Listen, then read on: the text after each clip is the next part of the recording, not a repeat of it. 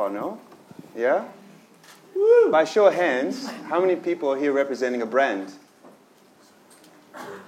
And how many creators do we have out there?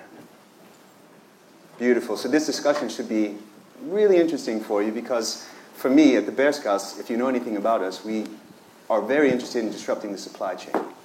And in order to do that, we really believe that it's important that consumers change their ways of purchasing and are a bit more conscious. But we strongly believe that consumers are probably going to continue doing what they do best, which is buy shit they don't need.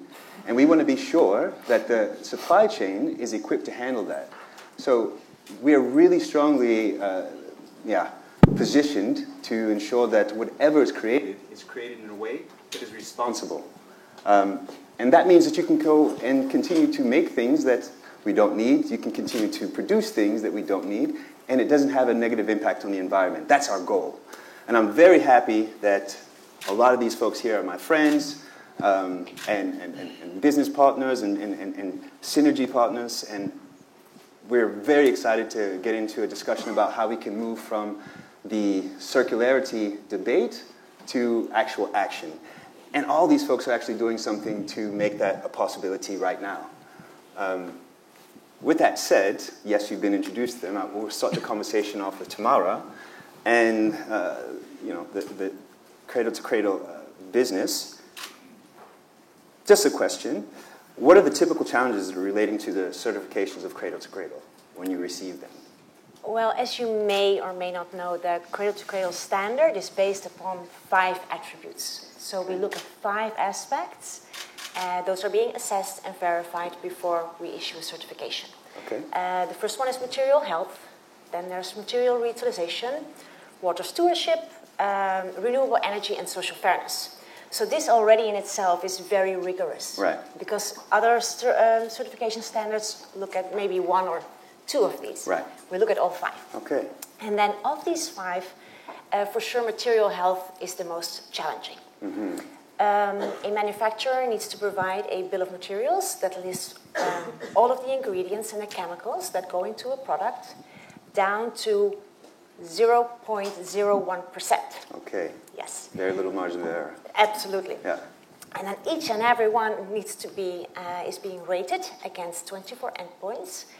And you can imagine that requires a lot of commitment of the team that's working on that, but also a very strong collaboration with the suppliers because they are the ones that need to provide all this information. Correct. Awesome. Does anyone have anything to add to that? Yeah, I do. Please. Material health, actually. If you say you have 34 chemicals, if 33 are perfect, but 1 is undisclosed, the whole certification falls down. So just the rigor is super high. Yeah. And it requires unparalleled levels of transparency all the way deep to the molecules of the chemistry. So it's super rigorous. Yes. And do you think that the industry itself understands, I mean, from makers and brands trying to get a certification, do you think they really understand Cradle to Cradle? I think, yes, the industry understands the principles, the basic idea of Cradle to Cradle. And we see a growing number of brands and manufacturers certifying their products and materials. But we want more of them, of course, to really go by the principles and certify their materials. As, for instance, G-Star has done with our gold level certified denim fabric in partnership with Artistic Milliners. Right. But I'd like to also call out CNA that has certified T-shirts and denim jeans. Okay. Wolford that has certified a whole line of luxury products. So yeah, I would just encourage everybody to look into that and understand the principles of Cradle to Cradle.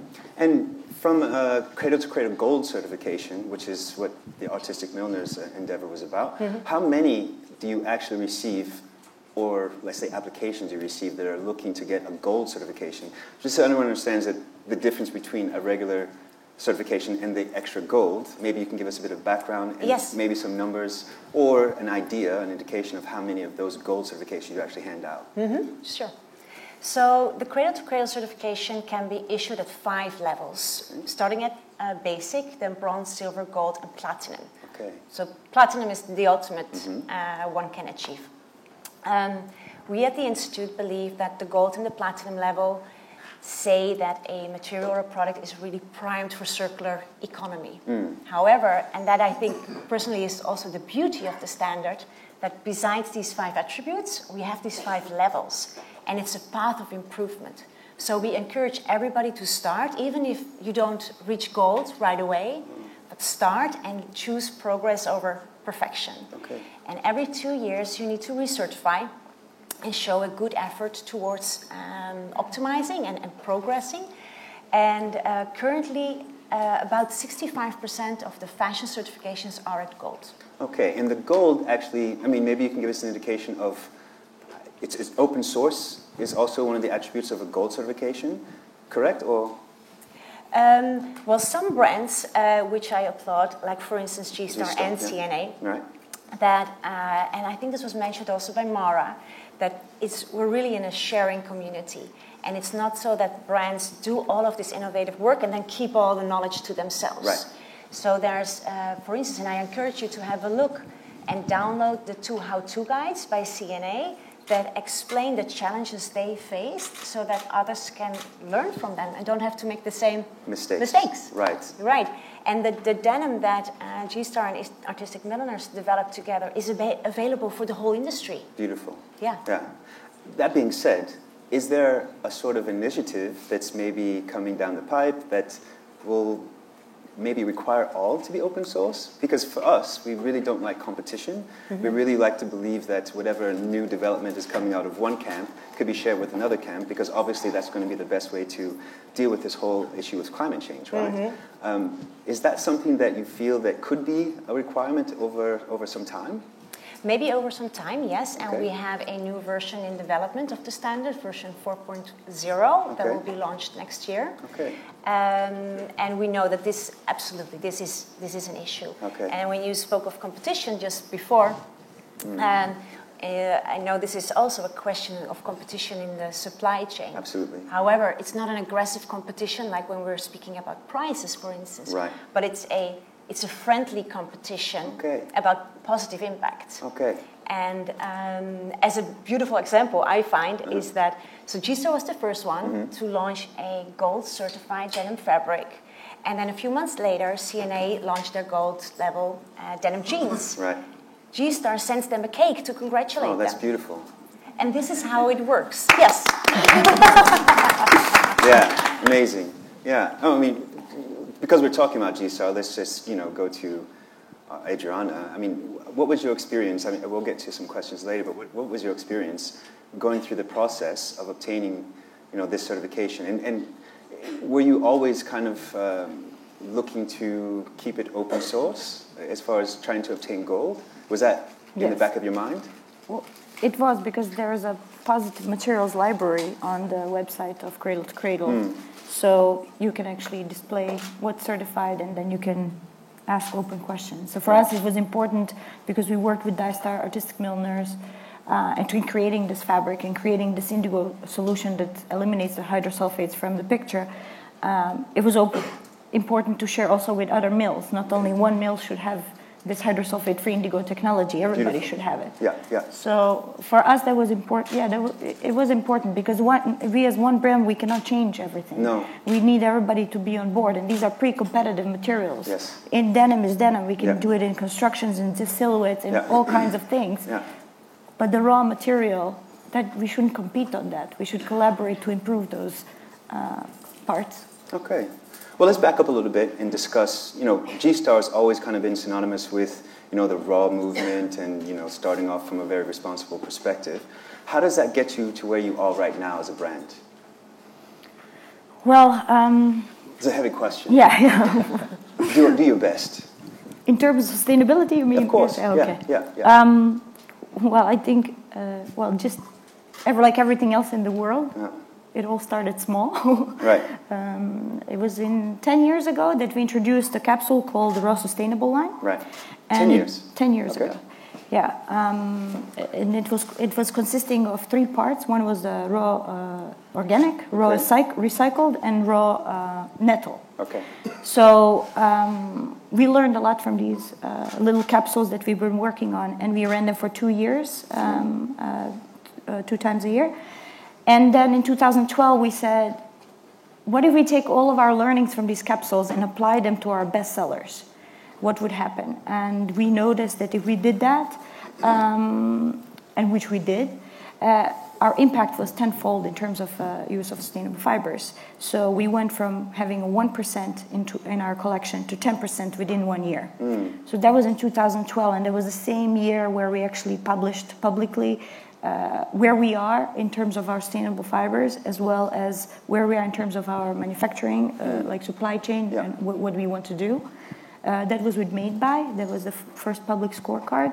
And then that kind of opened the doors to moving in that direction even further.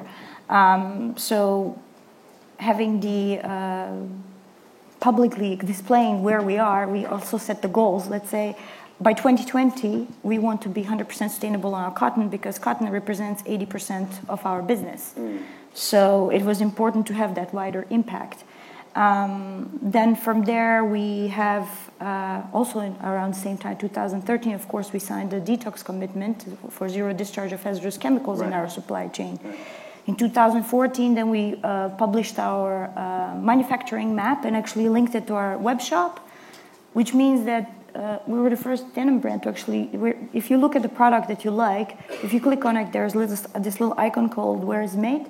Where is it made? And then you can find for each style that you're interested in, where exactly it's made, like what kind of a relationship we have with this factory, the exact address, the population that is there.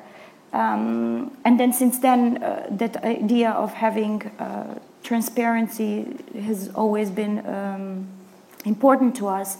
And we have moved, of course, designing the transparency pledge, as well as doing the mode tracker. It was also started by Made By, where we would report annually on our website publicly where we are in terms of our sustainable progress. And others weren't doing this? It's essentially no, we were the first ones to pilot okay. it, but then others joined on it. Okay. But unfortunately, Made By has closed down. Right. But for us to even scale and accelerate this idea of transparency, we now are working with the SAC for the Higg Index, because that can help us align across the board with other brands, as well as our manufacturing systems. Right. So that one part is in terms of transparency. And in terms of product, what we have learned from our raw sustainable capsules back 10 years ago is that what we do is we introduce sustainable innovation into the collection as a capsule. Then we educate our customers about it, as well as kind of set the new standards in the industry by introducing these innovations, and then silently integrate them into our rest of our collection. So one example would be, raw for the oceans. Right. We did in 2014, and we raised the awareness about plastics, and but then we said, okay, this inspired us to actually say that all of our polyesters by 2020 need to be 100% recycled. Okay. Then, of course, introduction of circular dyes such as Resichrome, as well as earth colors. Right. You introduce it in one capsule, but then integrate it into the rest of the collection. Right. Same with cradle-to-cradle fabrics. Introduction of one into our best-selling styles, and then dissemination into the entire collection, not only in one fabric, but creating other fabrics according to the same principles. Okay. So it's pretty much you're doing three things. You're introducing something, see how it's really working, and with an intent to scale it, and trying to educate people about it. Why is it better? Why we are doing it, and then putting it into our general collection, focusing on the best sellers, because that's where you can have the biggest impact. So, based on that, as you heard, there's a lot of folks here who are representing brands or having their own brand. When you have to scale up, how are you essentially ensuring that your stakeholders are able to go along for that ride? Because you've mentioned a lot of things that are very interesting, and of course they're amazing accolades, but you're not really, we haven't really covered the pain points. Obviously these stakeholders are not prepared necessarily to just jump onto the bandwagon of what you're looking for. how do you ensure that scaling up gets you, and bringing those stakeholders along gets you the results that you're looking for? Any insights you can give any of these folks out here would be amazing. Well, collaboration, Okay. collaboration for G-Star has been That's a great one. always super important because it brings innovation. Yeah. And for G-Star, innovation is at core of our DNA. Okay. So collaboration and people that we collaborate with are from different disciplines. But I think what the key common thread between us and our collaborators are two things. One is that sustainability is an inherent part of our business. Okay. And the second one is that we want to be front runners in our realms, whatever we are doing. Okay. So by having this alignment in these core values, and by crossing the disciplines, as well by being devoted to sharing knowledge, that's our kind of recipe to scaling our innovations or sustainable innovations. And then this kind of goes hand in hand with SDG number 17, which is all about collaboration and partnerships. Right. And which we saw today are absolutely Key. necessary in order to go further and scale even more. And accelerate this movement for good. Right. And relating to the SDGs, how do you actually turn those SDGs into concrete action? Heavy question. I mean, well, from design perspective, we take on a holistic approach to design. So we don't only think about how our products look and feel, but also the impact that they have. So by designing in a way that you respect the people and the planet in a transparent manner, right. You're by default aligned with the SDGs because they're basically human values in a way. Oh. So for us, it's just the right thing to do. Right. And feels very natural. And it seems like these global goals are already company goals. So. Right. So it really, I mean, a lot of it basically weighs on the fact that your core is based on responsible fashion. So our core is based on innovation, and our core is just a product, but it's very important. It's also how is it made. Right. So right. That's amazing. Yeah. Yeah. I mean, honestly, that's a recipe for great things if everyone could follow that same method. Thank you. Yeah, I appreciate that. I mean, thinking about Officina 39, Andrea, I know you have some new innovations. You're the only brand present here, Andrea. Adriana, sorry. No problem. You're the only brand present, but I want to talk about the supply chain and how these folks out here can take advantage of some of the innovations that you guys have cooking up. I know you have something, it's called, maybe you can correct me, Recycrom?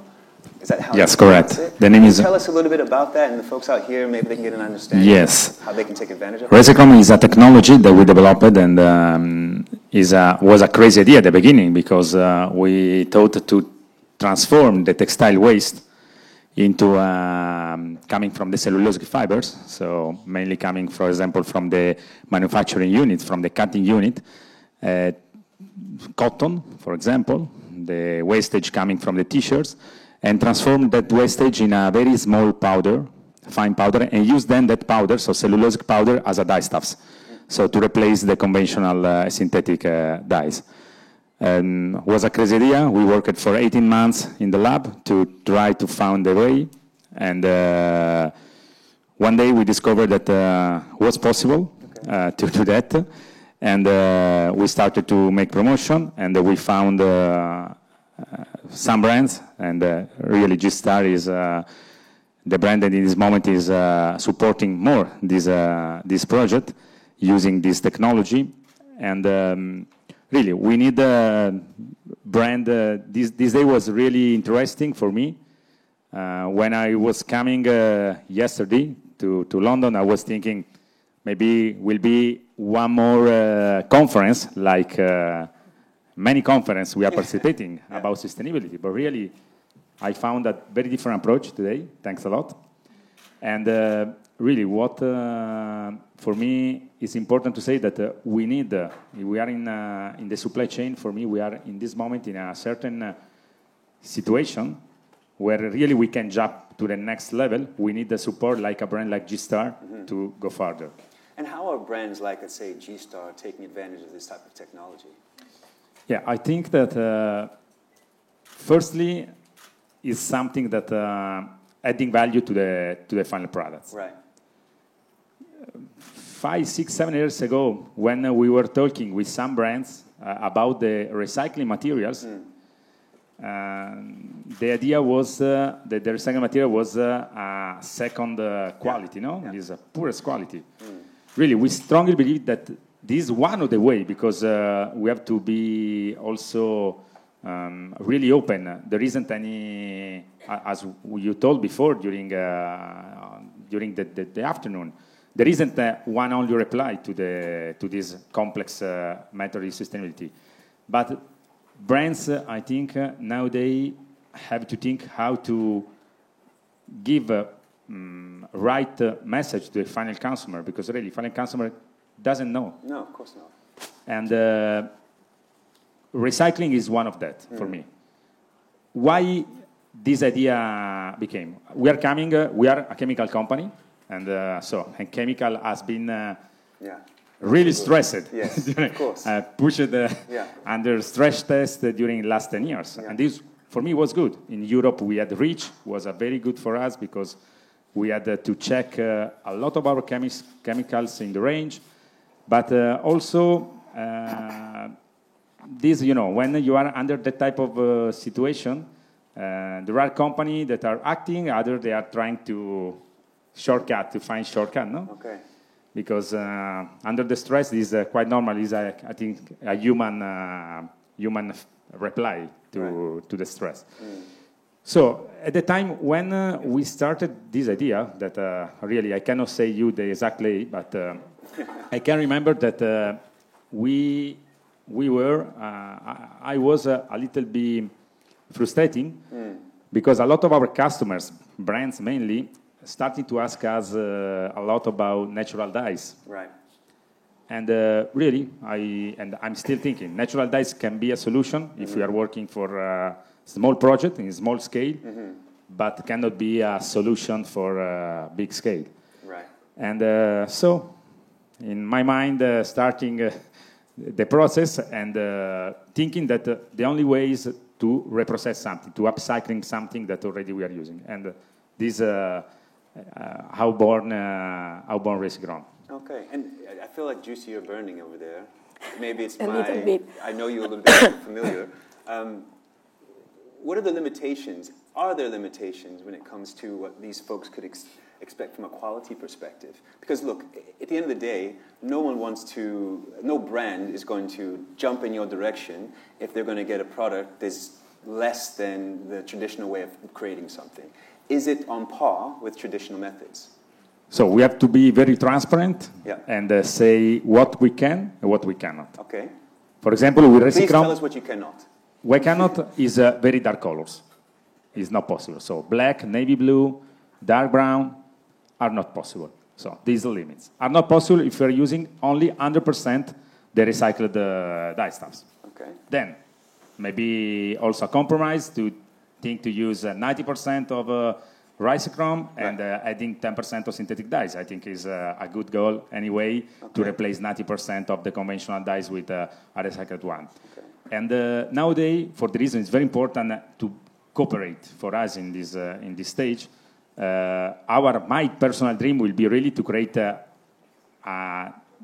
circularity economy between us and the brand, what we are working with G-Star, and solve the other problem that we have in this moment, the other limitation that is in general, we can obtain a very good fastness. Okay. That is very important for the brands. The only one we are not able in this moment to control is the light fastness, because the light fastness is depending from the original dye stuffs used on the fabrics. Right. And in this moment, we are not able to track the wastage. From that. Yeah. This will be the next step. For the reason it's very important to scale up, trying to grow and improve as a new technology, we have to work a lot, we know, and going into production. And last year we went for the first time with 2 projects, one with G-Star. In the production really was the way to understand the technology is working, but also the limits. And during last months we are working hardly to solve the limits. Issues. And from a price point perspective, because obviously, you know, there's not endless budgets out there. From traditional methods, are you on par or are you... This is the most critical point. Okay. Because as all the new technology, before scaling up, the cost cannot be the best one. Right. So you have to find really brands want to invest in this new technology. But just to make one clear about it, because we keep, whenever we introduce new technology, we keep cost neutral for the customers. Just we don't charge more for the reason we invest. That's why we need for the reason we need brands that are investing. I know that. Right. Also from our side, we are investing because, of course, we are maybe. I'm not saying losing money because it's not a matter when you are starting some project like that. It's not only a matter of money, but what is important is to cooperate, and we know that is a mutual inversion. We are investing, both of us. This is very important. Without that, nowadays we had a lot of discussion, and for me, what is happening in the industry nowadays from the supply chain, thanks a lot of input received during last 10 years. Chemicals company improved and developed new chemicals. Machinery improved and developed amazing machinery to dyeing, reducing 90% the water consumption. Nowadays, the matter is the cost. Okay. Because I know very few brands that are thinking, okay, for the final consumer, the cost will be neutral, even if in the initial stage, the beginning stage, the cost for me will be more. Okay. It's a different approach, but really, we know very well, we have not, we talk about hypocrisy today, you know, and we know very well. Mostly of the brands are not able, or for many reasons, I don't want to say now, judge the reason, but to make that means that most of the time, there is, in this moment, there are technologies available in the market, in the supply chain, not growing for the cost. Right. This is you know, it's a loop, and it's very difficult to come out from the loop because I can offer better price if I can grow with the consumption, and means that sometimes it's just not a matter of earning money. Because, for example, nowadays we can produce only 200 kilo per day.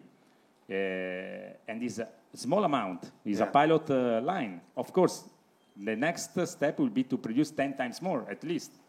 And I'm not saying that the cost will go down 10 times, but mostly of the fixed costs will go down drastically.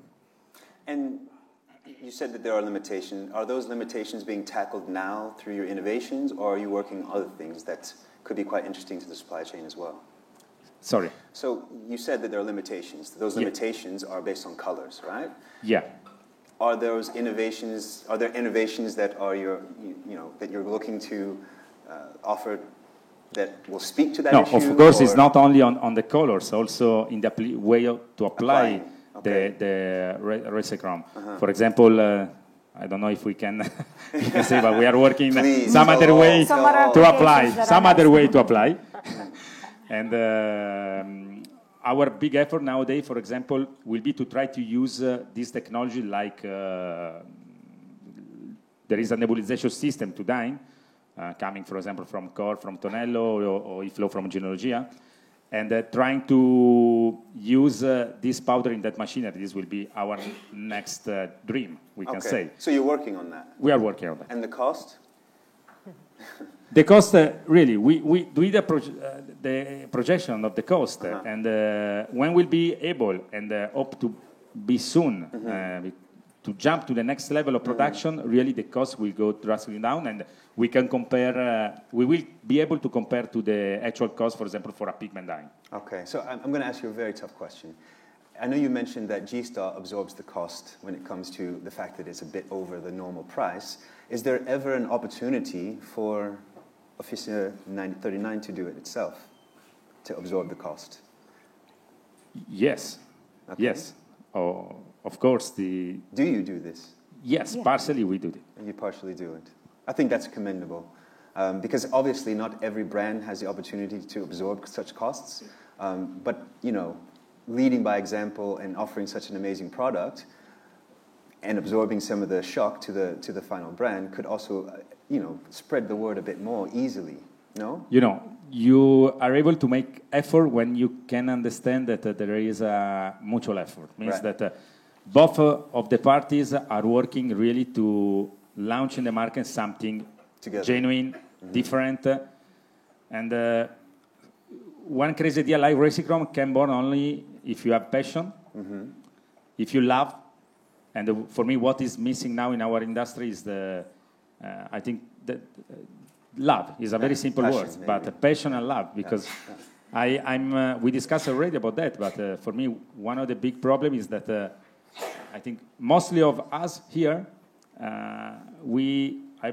personally also to me, we didn't desire to wear something for a very long time. Yeah, yeah. 20 years back was completely different. Yeah. You were thinking for Long periods. Yeah. many months, Yeah. maybe just to buy a pair of shoes or that special denim or jacket or Yeah. whatever. Yeah. So, really, I think that is something that is very complex to solve, because we have to change completely the model, the system from a system born maybe 10 years ago, Yeah. based on how much it costs, and we have to come back to a simple word that is value, Okay. which is the value. This for me, but this is a very complex. I mean, I think it's still commendable that you're able to, you know, stomach some of the costs and still put the product out there, because we need the products. We need those other alternatives to the traditional methods. Juicy, I will now come to you and pick on you a bit, because you're my favorite. Thank you. You're my let me finish. You're my favorite, well, let's say, fabric specialist when it comes to the recyclability of things. Can you give us an indication of what Class is working on and you know, what you're doing from a Class perspective? With pleasure, with my voice that is not at the best. I talk too much Music as to my Italian. ears. You know, I have a lot of passion and a lot of love for this argument. Beautiful. Yes, you know, Class has become. Thank you. You're really sweet. From your mouth to Yes, Colin's it comes ears. immediately. You know, Class has become a reference point for, especially for one thing, to integrate responsibility into a fashion collection, fashion, activewear, everything that is apparel, you know. And I'm really, for me, really important to say that, because we are not doing sustainable things, we are integrating. This means that the design, the innovation, that are fundamental for the success, commercial success, because we need to talk about the commercial success of these things. Because if it's not successful, we're not going to change anything, you know? So if just little people, you know, little part of the people will access it, what's the point? So for us, you know, the integration is really important. And the integration means that we have completely changed the way to look at the product, because one thing is to say it's beautiful and innovative, but when you have beautiful, innovative, and responsible, this means that your technology is up there. Yes. Yeah. When we started 12 years ago, I was really proud to have 6, 7 fabrics. Believe me, it was like that.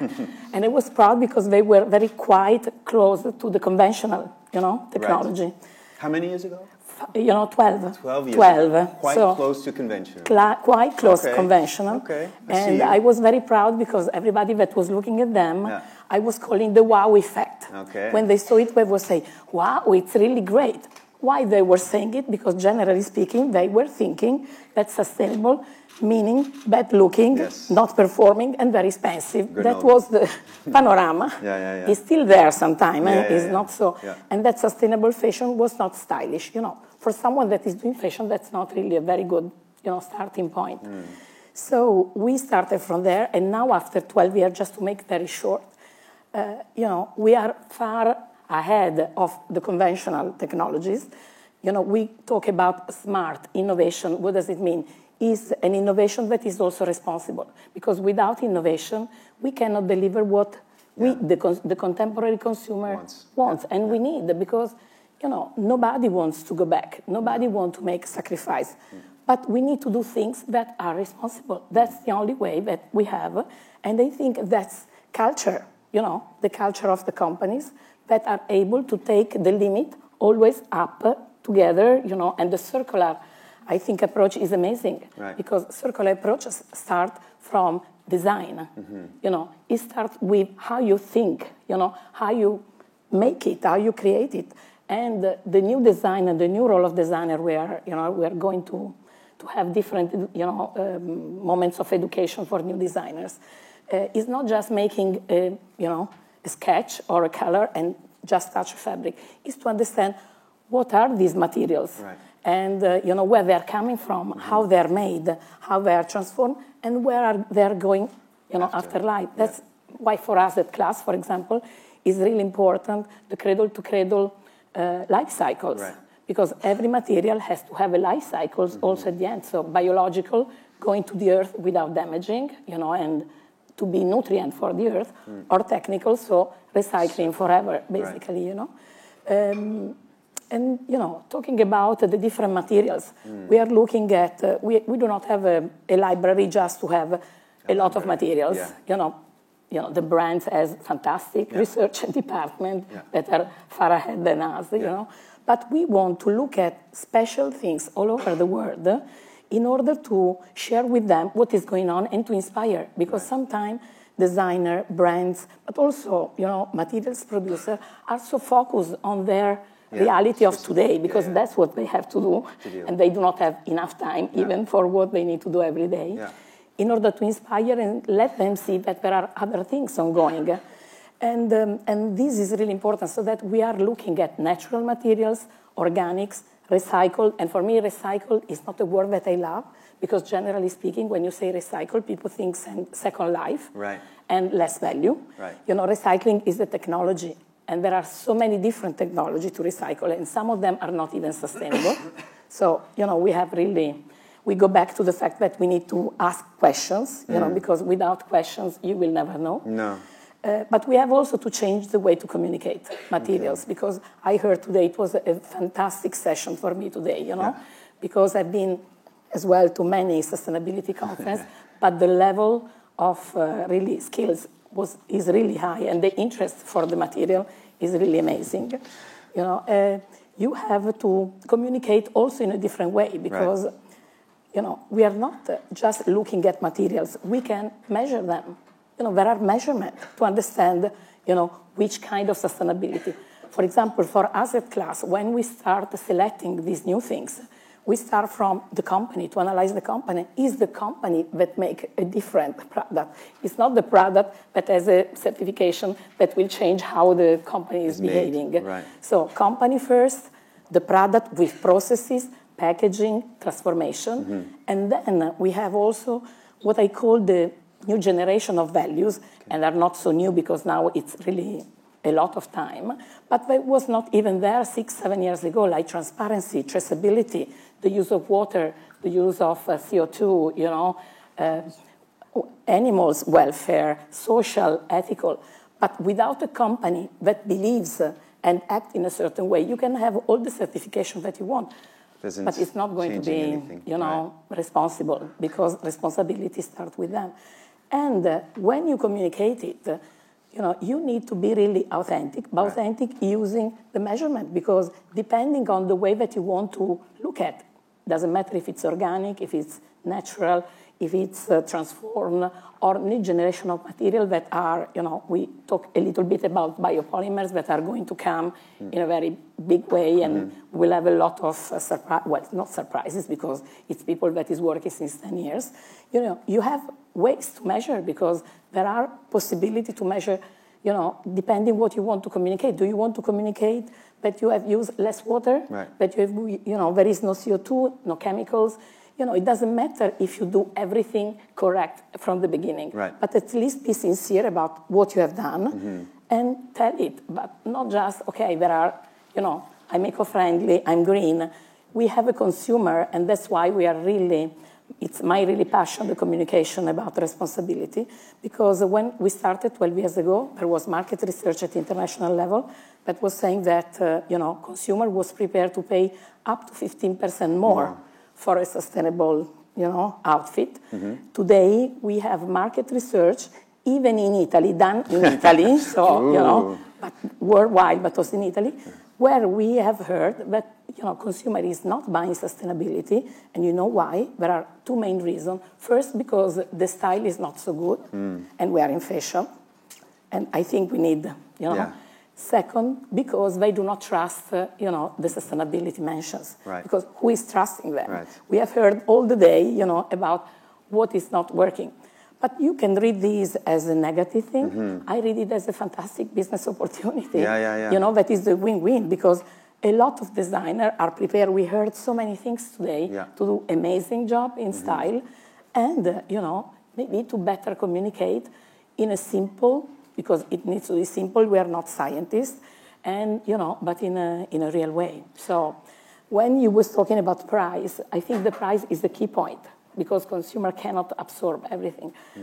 But I'm really pretty sure that the consumer will be so happy to hear that the things that you are going to do, as G-Star Raw, will have a different impact on the skin, on material health, because it's something that is up in all the research about what you want, in your next is less chemicals, the detox campaign. So I'm not saying that the consumer is prepared to pay, but for sure, these are values that we need to communicate better. And when you say measurements, are we talking about LCAs, life cycle well, assessments? For us, the LCA, Higg Index, Cradle to Cradle, these are much more than certification, because it's an holistic way to look at things, because you cannot just judge. Organic is important, and it's really, and recycle things as well, but it's just a part of the whole process. So it's really time to have and consider everything, especially when you are in a circular economy process, where you have design, but you have smart innovation, you have a new way to communicate, you have new business model. This is the best moment, believe me, for all the creativity people that is here. You have an amazing scenario to look at. You have seen all the list of materials that, she was just explaining. Right. And, when we started, we have just three, basically. So natural, synthetics, and artificial. So, it's just a question of to use the creativity in a different way, I think much better and much more, I think, motivating for a fantastic cause that is for the environment and for the human being. We need to duplicate you like 100 times and Well, spread it I need around a the voice world. at least. All of you, of course. No, but we can do it because there are people like Recicrom, that are doing a lot of technology, and they're investing time and money. Right. And there are a lot of these people acting all over the world. So, class will not be the only reference point. No. Right. Well, of course, we are pushing that. Yeah. Why not? Why not? Well, Class Gold certified. Well, why not? That's too much. Tomorrow, co-signs to that. Don't worry. So I don't leave you out, Ms. Pinar. You know very well, as I said earlier, that I'm very passionate about disrupting the supply chain. We work together in working to do that. Can you give us a glimpse into something new that Chalik is working on that disrupts the supply chain? Yes, we have recently developed a system that's called a transparency monitoring system. Okay. It's based on our belief that we should more focus on measurable targets. So at the core of this business, this system, we have been installing monitoring devices to the machinery at our mill. Okay. So these devices can measure the consumption of energy, water, steam, and chemicals for each fabric we produce. Okay. By this means, we will be able to segment our fabrics as low, mid, high, or A, B, C, you name it. Right. With regards to the level of environmental impact they create, environmental damage they create. So also this method will enable us to provide our clients a transparent data. Okay. So it's a huge leap forward for transparency and in our efforts to create more sustainable production line. Also, we can continuously monitor, analyze, and work to improve specific parts of the production line to increase overall performance. Okay, so brands can essentially take advantage of that information, is what you're saying. So that's Yes. how it's really beneficial to a brand. Yeah. That's super important, obviously. But are there any limitations that you've experienced when it comes to this? I mean, it's new technology, so Yeah. I'm assuming maybe there's some bugs that you're working out, or other things that you're concerned about. Let's say. Yeah, at the moment, we are not able to measure carbon emission instantly. Okay. But we can measure it by calculation Okay. and verify it. Okay. Yeah. So slight limitations, but not really. I mean, it seems like a pretty Little robust bit, product. Yeah. And do you have a team? Because we work together, but I'm not always in Malotia, let's say, for example. But are there teams that are just dedicated to this type of innovations that you're working on? Yes, we have a team dedicated to responsible denim production solutions. Okay. And we have a R&D center. And there are more than 60 engineers working on sustainable innovations and on a full-time basis. Right. Yeah. And can you give us a hint on anything new that you're working on? Yes, we have 2 new technologies. Okay. All ears. Of course, we have product innovations, right. but these are the technologies with regards to the responsible denim production. Right. And one of them is D-Clear, which has D-Clear. Okay. Which has already been launched, which is being applied at our mill. And the other one is called Laundryless. Laundryless. Yes. Okay. But give us a bit of information about Laundryless. Okay, but that is very soon to be launched. Okay. Okay. So D-Clear by the way, this is not the Laundryless. final name. Okay. Okay. This is not the final name because we haven't launched it yet. Okay. So we haven't finalized the name, but we can call it Laundryless here, so it makes sense to me. Okay. Maybe before giving any detail about the technology, I should talk about why we created this technology, because there are a lot of concrete ways we are working hard to contribute to responsible fashion, both within our company and in the wider industry. In line with that perspective, we strive to create processes that minimize the environmental damage also in the later stages of supply chain. Okay. So Laundryless stemmed from this belief. Okay. So with this technology, we will be able to provide fabrics which look already washed. Beautiful. Yes, and that's really disruptive. Yes. Beautiful. Yeah. Yes, and so that means rinse, enzyme, bleach wash look fabrics will be available at our mill. So that no need to wash. No need to wash. That means we can eliminate the washing process at the garment making site. Beautiful. Beautiful. Yes. Congratulations. But I want to, before I end it, I want to also congratulate you because I understand that Çalık has just received the Nordic Eco Swan certification. Yes, we did. How long ago was that? It's very new. At the beginning of this month, we received. Yes. Congratulations for that. Actually, that's all my questions. I think we're out of time. But at the end, I think, a show of hands, has anyone learned something they think they can take advantage of? I know I have. Well, amazing. Thank you for your time, guys. And yeah, enjoy the rest of the day. And hopefully see you at the after party.